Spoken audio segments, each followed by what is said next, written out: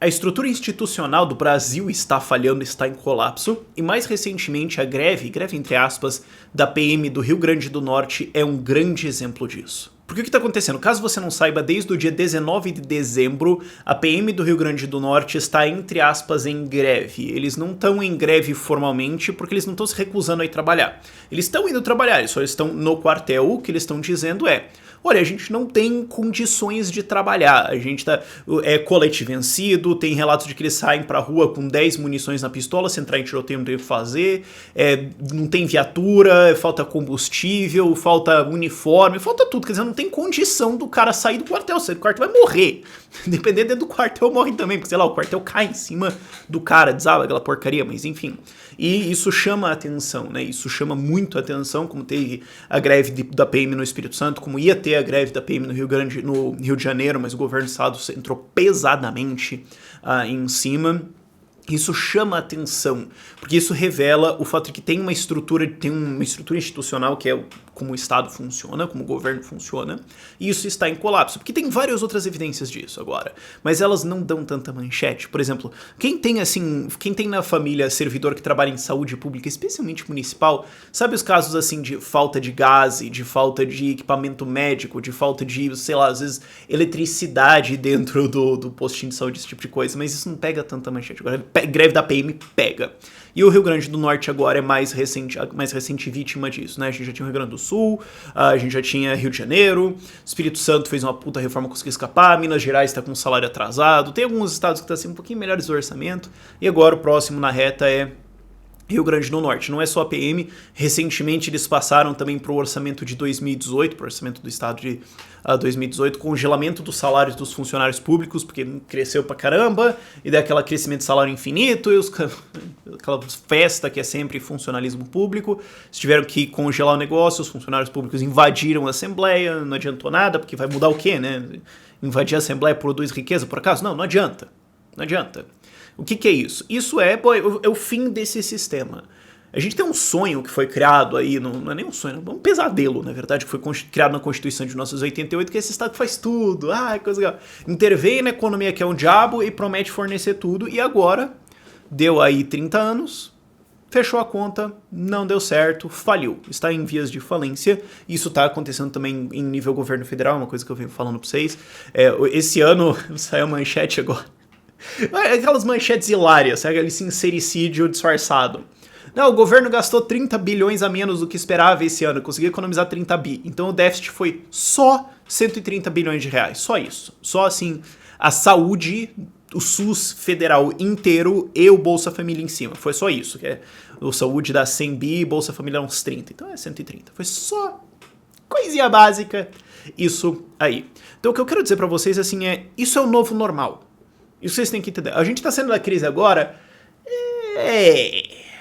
Esse que é o ponto agora. A gente tem nessa saída de crise uma oportunidade de reconhecer que esse sistema tá dando errado e que ele precisa mudar. E que não adianta fazer pequena leizinha. O Rio Grande do Norte agora tá tentando fazer isso. Não, vamos congelar o salário aqui, corta isso aqui, muda isso aqui, enrolou, vamos pra 2019. 10 anos, isso vai mudar alguma coisa? Não. Vai ficar nessa mesma mediocridade, nessa mesma porcaria, vai ficar nesse sistema de quase colapso, ou colapso, como teve no Rio de Janeiro, falência total quase. E aí o quê? Aí você vai ter que mudar a estrutura. Não tem jeito, ok?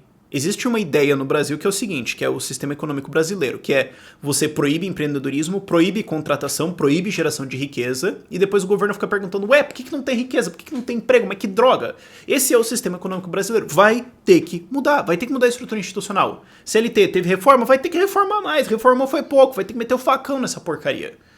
INSS, você acha que vai ter reforma da Previdência agora? Não vai passar. E mesmo se passasse, agora ela ficou tão pequena que não resolve o problema. Continua sendo um sistema explosivo, vai ter que mexer muito mais nisso. Sistema legal, vai ter que mudar muito mais. Sistema regulatório no Brasil, sistema tributário, tudo isso vai ter que ser modificado e não é pouco. Ok? Isso que vocês têm que entender. Rio Grande do Norte agora é um exemplo grave disso. É a grande coisa que está chamando a atenção. Mas vai ser outros estados. Daqui a alguns anos vai ser Brasil inteiro estourando isso tudo. Não adianta você falar assim, vamos só, muda o nome pra cá, tal, sobe isso aqui. Não vai resolver. Não vai resolver. O que vai resolver é admitir que este modelo falhou e a gente precisa de outro. Agora, tá rolando essa discussão? Difícil. Tá começando a rolar, liberais estão começando a empurrar isso, libertários estão começando a empurrar isso. E embora vários políticos estejam absorvendo esse discurso e começando a fingir que eu não acredito que dos aí que podem possivelmente ser eleitos, eu não acredito que nenhum deles vai ter a coragem de falar, não, vamos meter mesmo, vamos sentar porrada mesmo. Não, vamos fazer o seguinte, vamos tornar a CLT opcional, vai ser uma dor de cabeça desgraçada, vai ser uma dor de cabeça desgraçada, vamos peitar. Ou, por exemplo, atacar todo o sistema de subsídios na indústria e agricultura que existe. Que é um puta gasto federal que só atravanca a indústria inteira.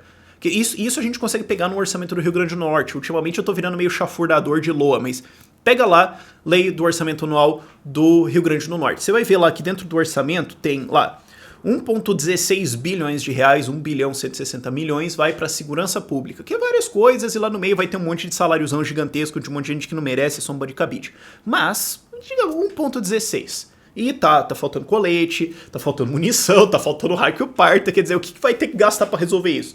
Mano, não vai ser pouco. Não é uma coisinha assim que você fala, vamos subir o ICMS aqui. Não, se subir o ICMS, você estoura todo mundo, não tem o que fazer. Ok, quanto que vai precisar disso? Vai precisar resolver muito. Aí você vê lá no orçamento, também tem lá 36 milhões de reais pra cultura. A gente vai ter que começar a realmente debater, e já estamos debatendo, mas vai ter que enfiar isso mais. Eu tô aqui dizendo que tem que abolir tudo, mas vai ter que começar no mínimo querer conversar de, escuta aqui, 36 milhões de reais pra promoção de cultura. Será que o Estado devia estar fazendo cultura? Porque assim, ó, é uma coisa ou outra, entendeu? Ou é bala na arma do PM, ou é o Estado subsidiando lá o funkinho do sei lá o que, cara. Você vai ter que fazer uma escolha, né? No mínimo, né, meu amigo? No mínimo, a gente vai ter que começar a ter essa discussão. No absoluto mínimo. Aí você vai lá, que eu tava falando de agricultura e indústria. Se você pegar no orçamento do Estado do Rio Grande do Norte, entre agricultura e indústria somado, dá quase R$500 milhão de dinheiro para agricultura e indústria. O que é isso? Algumas coisas assim, sei lá, a defesa e verificação de qualidade de carne, que eu disputo que isso pode ser feito perfeitamente pela iniciativa privada. Tá, mas lá você vai ter mais um monte de programas, que é a agricultura de maneira geral. Isso é um monte de programa de compra de voto, formação de estoques. É compra de alimento produzido por pequeno agricultor acima de preço pra dar uma puta grana pro cara, porque o cara é base eleitoral de algum deputado estadual. É isso, pô. É umas porcarias assim. Isso eu não tô dizendo que isso acontece no Rio Grande do Norte. Isso é um programa nacional. É assim no Brasil inteiro, ok? Você tem um monte de programa, incentiva não sei o que, incentiva aquilo, subsídio a pá, uma lista. Indústria, mesma coisa, você viu um atrás do outro. Facão nisso, R$500 milhão economizado, pronto. Vai ter que começar a falar desse nível de coisa. É esse nível de discussão que vai resolver. Não é se, vamos de repente só cortar um pouquinho. Não, eu sei que eu tô me repetindo, mas enfim. A galera fala impostos. Mano, só no Rio Grande do Norte, ICMS, só o ICMS, que é o imposto estadual. Tem outros impostos estaduais, eu tô falando só de um. Qualquer mercadoria de maneira geral, exceto as que tenha lá, qualquer mercadoria geral, exceto, e deve vir uma lista, 18%. Mais ou menos 20, vai. Mais ou menos 20, um quinto. É o quinto dos infernos, basicamente. Você fala, combustível, 27% na tua cara. Quer levar coisa de algum lugar para outro? 27% de imposto. Carros, 27%. Que mais? Comunicação, 28%. Quer dizer, conta de celular. E hoje, o que acontece? A galera mais pobre está comprando celular. 28% de imposto na cara dessa galera. Justo, mais pobre, mais carente, mais necessitado, que às vezes vai usar assim celular para ter WhatsApp, para conseguir ter uma empresa assim, informal, uma pequena coisinha que o cara vende no Zap para ter uma empresa, 28% na cara. Quer dizer, não tem como mais subir isso. Não tem como mais você subir isso sem atravancar o troço inteiro. O sistema se esgotou, o sistema faliu. Agora a gente vai ter a gente teve ao longo de 2017 vários, e 2018 vamos ter vários outros exemplos disso em estados, a gente vai ter em municípios também, e podem ir esperando, daqui a alguns anos, 2019, 22 mais ou menos. E aí alguém pode fazer uma pergunta inteligente. Será que se a bomba em nível federal pode ser evitada? Será que a gente pode evitar que a gente chegue na situação de toda a PM do Brasil não ter munição, onde o sistema inteiro colapsa nesse sentido? Será que a gente vai poder... Bom, de certa forma, a gente resbalou nisso em 2017 e ainda está encaminhando para essa situação. Eu acho que isso pode ser evitado? Não. Não, eu acho que essa que é a situação que a gente vai enfrentar. Eu venho avisando isso em vários vídeos. No ano passado eu fiz sobre isso, sobre se o Brasil vai falir em 19, 22 ou 25. E isso depende de maneira geral da reforma da Previdência, mas desde então ela foi muito reduzida, então se eu tivesse que botar dinheiro nisso eu colocaria isso em 2020. Mas o fato é que déficit em 2017, 130 bi, déficit em 2018 projetado 130 bi, e 2019 alguma coisa na ordem de 50 ou 70, 2020 também um pouquinho menos aí. Eles esperam que as contas vão empatar em 2020 para 21, é isso, que daí vai zerar, daí começa a subir. Aí você fala, bom, você pode fazer um argumento econômico um pouco mais avançado. Mas o desemprego está muito alto. Se a gente botar toda essa galera para trabalhar, vai arrecadar imposto, balancear a conta do governo. Bom, primeiro que imposto é roubo, mas digamos, tá, quanto? 10%? Podemos dizer isso? A gente pode dizer que a arrecadação do governo federal pode subir ainda potencialmente 10%. Isso é o quê? 200 bi. Certo? Agora o governo federal rouba mais ou menos 2 tri por ano, então se subir 10% é 200 bi. Bom, o nosso déficit esse ano foi 130. Quer dizer, esse ano 2018 vai ser 130 também. Então, quer dizer, vai sobrar 70. 70 faz o quê? Paga juros da dívida? Não paga. Então vai ter que continuar tirando dívida para pagar juros de dívida. Então o processo explosivo continua. Não tem jeito. Porque você vai continuar, a quantidade de juros que você paga vai ter que continuar subindo e ferrou. Você fala, mas se o juro da dívida cair, pode amortizar, pode resolver. Ele vai cair, agora ele está assim 10% por ano. Ele vai cair para 1? Não, porque os Estados Unidos pagam 2. Então a gente nunca nem ferrando vai pagar 1. Isso não vai acontecer, então não tem como resolver. Então é explosivo, ferrou. Quer dizer, pode não ser 2020, pode ser 2030. Não é sustentável. E aí o que você tem que fazer? O que você teria que fazer para resolver isso em níveis fiscais? Assumindo que eu me importo com o orçamento federal, que eu não me importo, mas digamos, para a gente fazer isso.